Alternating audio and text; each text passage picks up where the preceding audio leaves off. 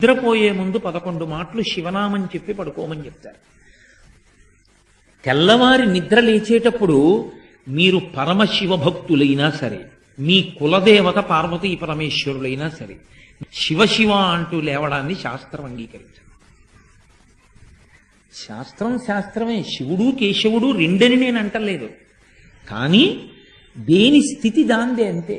నిద్ర లేచినప్పుడు మొట్టమొదట నోటి వెంట పైకి రావలసినటువంటి మాట ఏదో శాస్త్రమే నిర్ణయం చేసింది.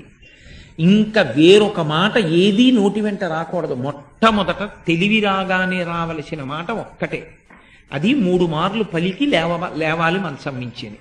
శ్రీహరి శ్రీహరి శ్రీహరి అన్నారు. 3 మాటలు శ్రీహరి అన్న నామం చెప్పి మాత్రమే లేవవలసి ఉంటుంది. అంటే జాగృతి ప్రారంభమైంది. నిద్ర లేచాడంటే రక్షణ చెయ్యవలసినటువంటి వాడు శ్రీ మహావిష్ణువే.